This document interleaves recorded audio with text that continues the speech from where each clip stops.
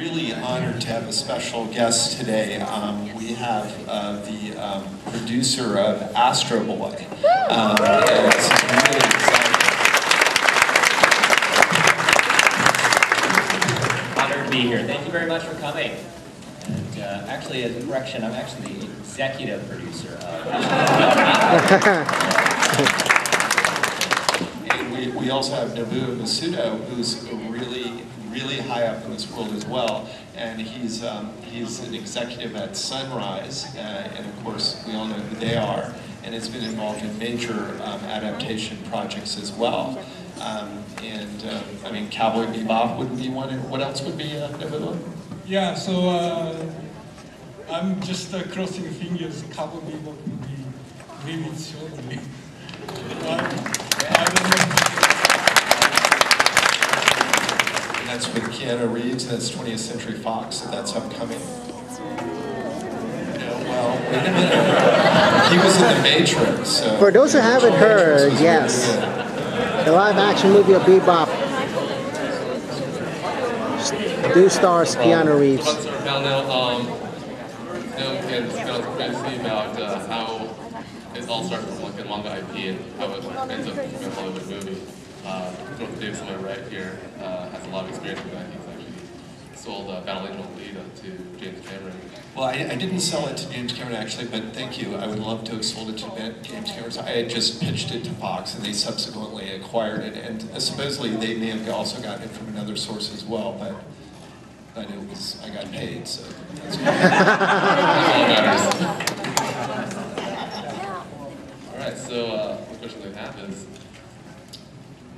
how is it in Hollywood right now? I mean, do people really still want anime properties? Yes. I mean, you got Cowboy Bebop, so that's, that says something. But I mean, is there anything else in the pipeline?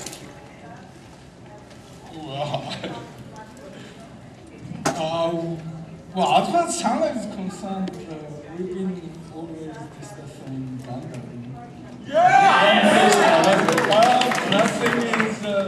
Nothing is solid happening.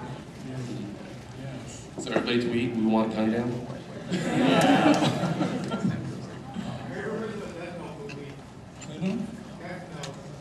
Oh yeah, Death Note is that's William Dan. Roy Lee and Dan Lin. So Roy Lee was behind The Ring and The Departed, and Dan Lin is a major producer over Warner Brothers, and that's in development, yes. Yeah, I discussed with Dan Lin about Cowboy Bebop like 10 years ago, and well, we didn't go with the bottom. Well, the question I had is, so there's been a few anime movies that have come out now. Is there any also foresight of me animated miniseries? There's a lot of anime comes from our originally produced TV series. So is there any? We'll be actually maybe flip on HBO and see, I don't know, a Death Note series. Is there a future possibility of maybe like an HBO miniseries based on anime?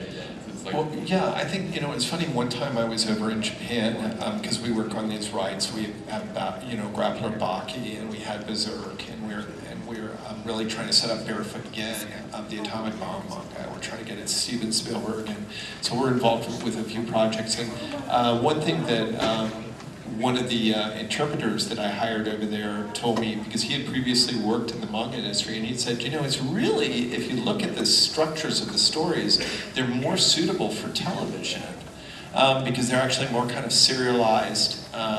And I was like, well, that's really interesting. So when we found Train Man, we attempted to get that going as a TV project. And so it does seem to fit some other forms, potentially, like what Bert is referring to. In the case of Barefoot Again, we were trying to get it going at HBO, hopefully. Like we tried to get it to Clint Eastwood as an HBO miniseries, somewhat like The Pacific. So I think, yes, it could go in many different ways, especially the way that stories tend to unfold slowly and the characters tend to kind of unwind and develop, kind of show their deeper sides kind of over a period of time, like is more favorable for television. So Hollywood has struggled in terms of making anime or Japanese translated product. financially successful. Ultimately, it is a business that we call it show business. I think my opinion is that Hollywood still needs to kind of learn how to market anime products better and to really know who the audience is, because personally I've seen, I love like The Matrix, which I kind of think is anime, but that's kind of an original idea. But you look at the Speed Racers, look at even my movie Astro Boy, you look at Dragon Ball. None of them have been really successful. They've been really, I'm proud of my movie, but there's mistakes that we could do a post-mortem on and just say, hey, we probably didn't market it as well as we could, and I learned a lot in the future of how to market these movies better. Because the bottom line is, although I think the movie is a good movie, it also did not do well in Japan, and there's barriers because of some of the crap that Hollywood's been making, that they're scared of our products from Hollywood, like of their remakes. They're like going, oh my God, this is another Godzilla. Godzilla really in Japan.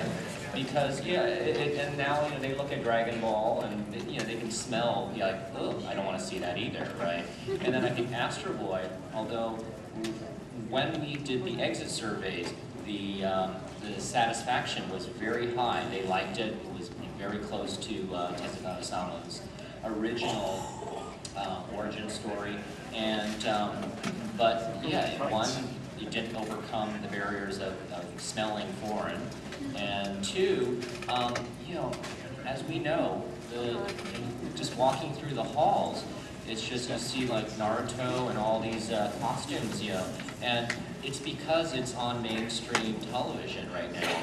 And Astro Boy, everybody knows it, but they don't know enough about it to really kind of get their interest to actually pay the $50 to $100 it takes to take a family of 4 out with the popcorn and everything, right? So it's and there's so many choices out there. And 2009 was a year that was just bombarded with different animation product, and DreamWorks is very strong, Pixar is very strong, Disney is not that strong, but moderately strong. The Blue Sky product is very strong, and then Sony Pictures finally got their stride and had a hit movie too, and Where the Wild Things came out did actually better than expected. Same week as the last one. Yeah, 1 week before and stuff like this, and it's just like if I could do it all over again, I would say that we would probably have to do things more viral to kind of get that awareness out, because there is no TV series attached to it, or the TV series that was originally attached to the original Sony idea came out in 2003 and actually underperformed on TV, and that's why Sony Pictures Entertainment canceled doing the feature, because our movie came out in 2009. Approximately 10 years earlier, Astro Boy was optioned by the Jim Henson Company and Sony Pictures Entertainment, and it was supposed to be in conjunction to, I believe, the 50th anniversary of Astro Boy. And the TV series was also kind of being made. That was totally greenlit, and then they were developing the feature animated version of it. But then I think worldwide, including Japan, Astro Boy, the 2003 version, did not do well, and then Sony just canceled the entire project, and it kind of went into limbo a little bit. And then I know these investment funds that are also kind of floating around Hollywood and other parts of the world was kind of trying to peddle this movie into an independent movie, and I think it still had some attachment to Sony as the distributor, but that fell apart, and then Imagi Entertainment acquired the rights, feature film rights to it, along with Gatchaman, and we decided to make Astro Boy first. Actually, Gatchaman started first in production, but we stopped production because we had some story issues. But also at the same time, our marketing department saying that it would be easier to market Astro Boy. But in the end, it wasn't easy at all and stuff. And I think we still need to learn how to market these movies to make them successful. Because there's 50,000 people walking through these halls this weekend, and